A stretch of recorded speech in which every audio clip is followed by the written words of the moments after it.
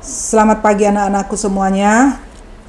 Hari ini kita akan melanjutkan pelajaran biologi tentang gametogenesis, lanjutan dari yaitu reproduksi sel secara meiosis.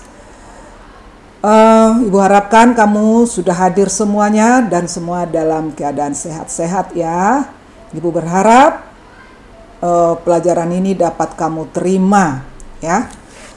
Nah, kata gametogenesis, genesis kejadian, gamet, proses pembentukan gamet ya. Berarti ini terjadi pada sel gonosom, berarti meiosis.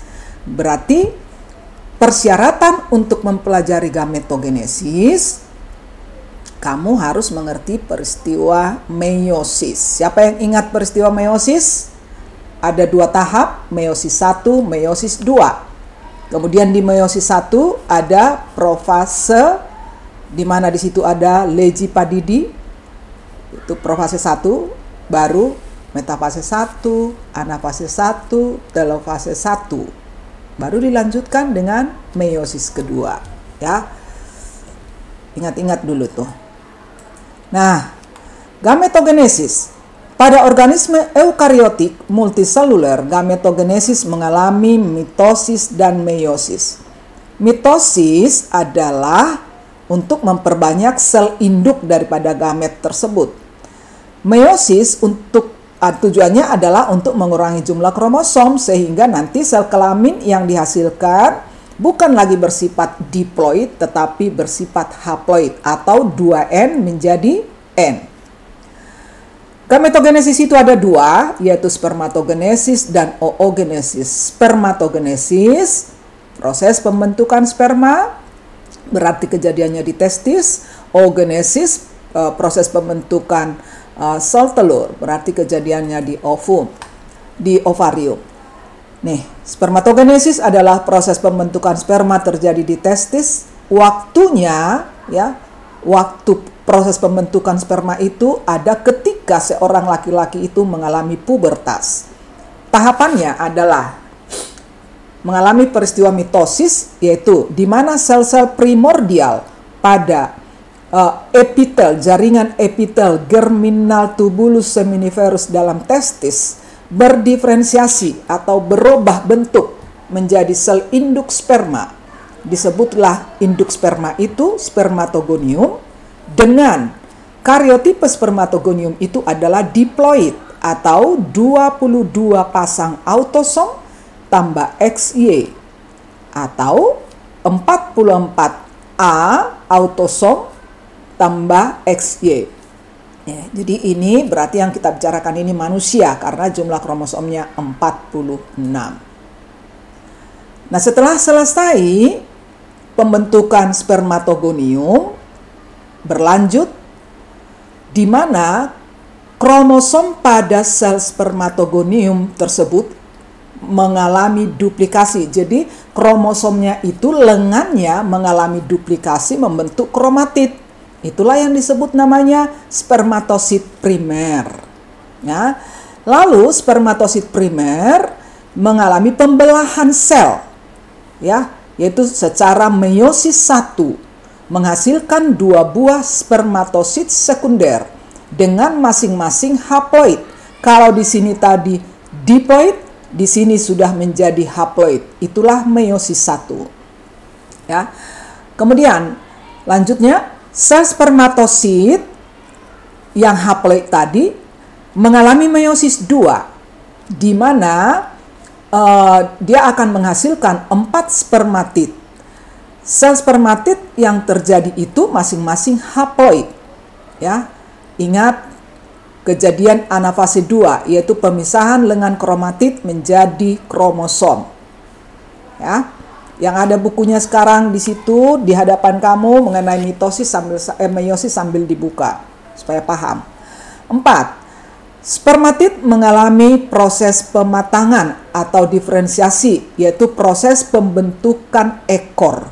Sperma itu kan ada ekornya ya, ingat pelajaran kelas 2. Nah, jadi di dalam kepala daripada spermatozoa itu terdapat inti sel, di mana di dalam inti selnya itu terdapat yaitu kromosom yang haploid dengan tulisan 22A tambah X atau 22A tambah Y.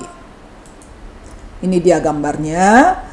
Jadi ini sel-sel primordial tersebut mengalami mitosis menjadi banyak. Tetapi kita ambil satu. Ini dia sel spermatogonium dengan jumlah kromosom diploid 2N. Kalau ini pada manusia adalah 46. Nah, kemudian lengannya membentuk kromatid atau tetrak tadi dikatakan. Lengan kromosomnya membentuk tetrak, berarti ini di sini kromatid. Kalau di sini kromosom, di sini kromatid, ya. Nah, jumlah kromosomnya 20 sama, yaitu 46. 2N dan 2N. Ya.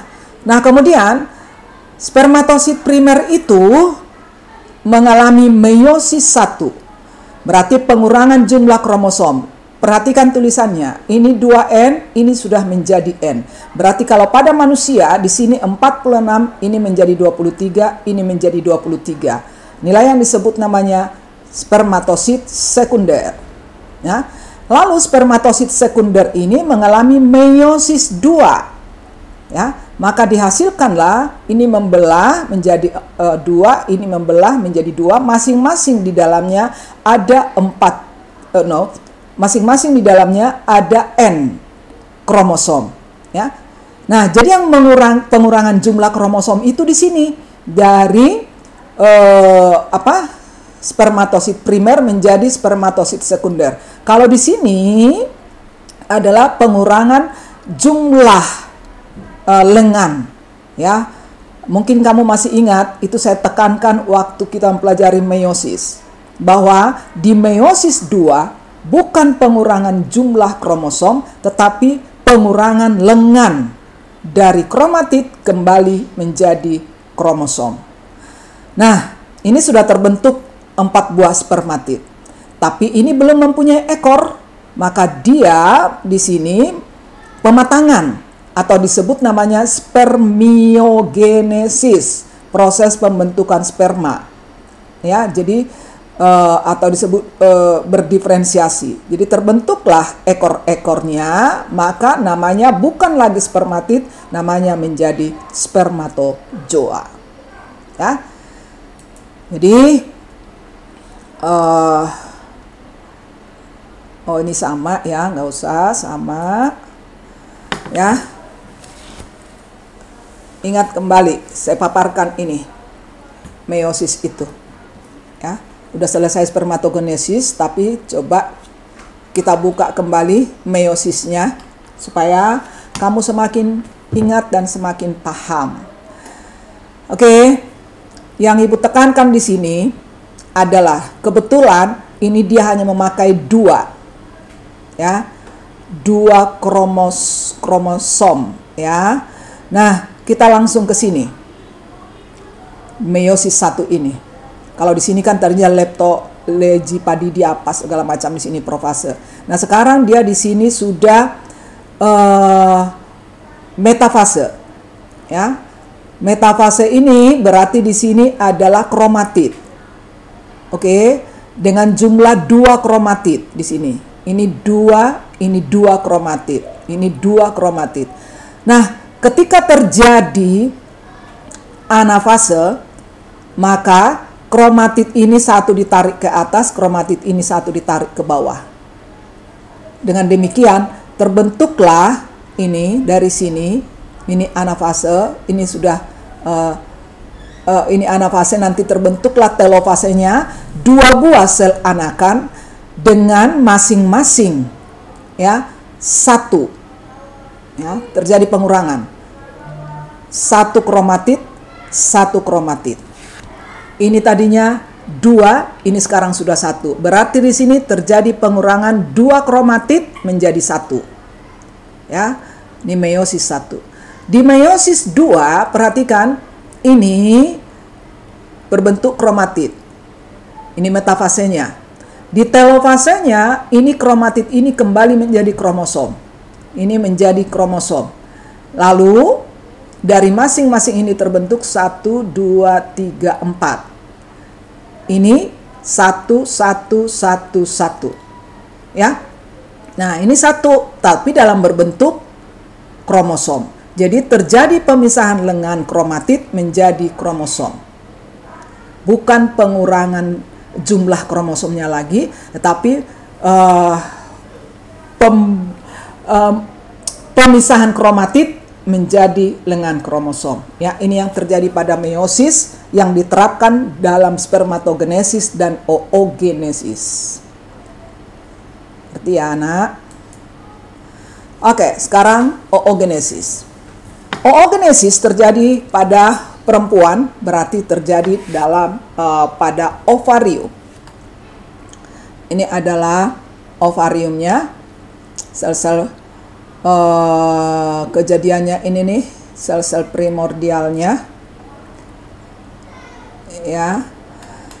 Nah, ini ovariumnya, ini oviduct, masih ingat ya?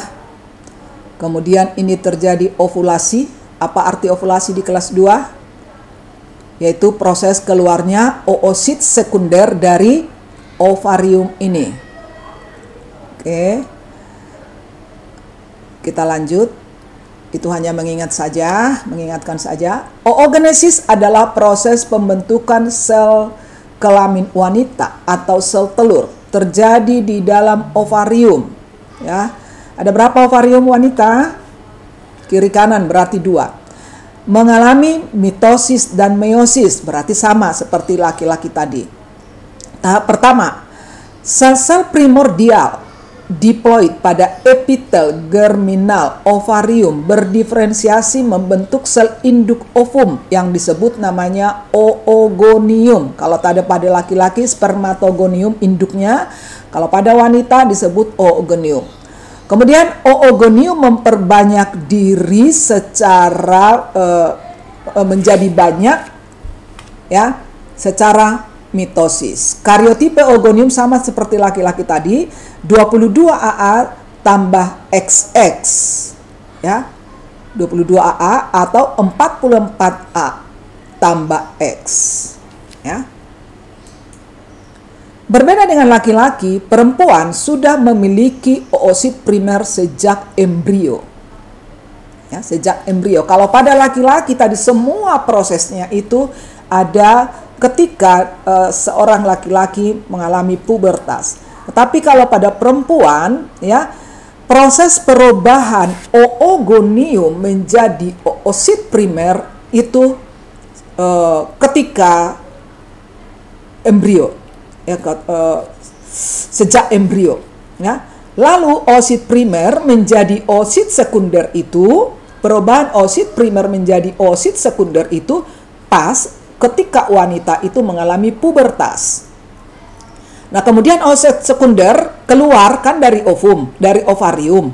Nah, dia nanti akan berubah menjadi ovum pas terjadi fertilisasi. Jadi ada tiga saat, 3 masa, ya. Ini dia peristiwanya oogenesis. Ini sel induknya 46 kromosomnya. Kemudian lengannya membentuk tetrat menjadi kromatid. Inilah yang disebut dengan oosit primer. Lalu oosit primer tersebut yang mempunyai 46 kromosom itu mengalami meiosis 1. Selalu ingat ya, kalau ada kata-kata meiosis 1 berarti pengurangan jumlah kromosom. Lihatlah, menjadi 23. Ya, tetapi di sini ini oosit sekunder, ini tidak dinamakan oosit sekunder tapi disebut badan polar 1 karena bentuknya kecil dan kemudian protoplasmanya sedikit, ya. Nah, berarti ini tidak normal, ya. Nah, lalu oosit sekunder tersebut akan keluar dari ovarium menuju oviduct, dan nanti oosit sekunder itu di dalam oviduct pas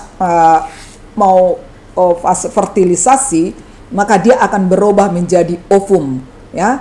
Masih ingat ya, ketika kepala kromosom melalui zona radiata, zona pellucida, ya, maka oosit sekunder berubah menjadi ovum. Nah, kemudian hasil pembelahan oosit sekunder itu satu lagi adalah badan polar 2.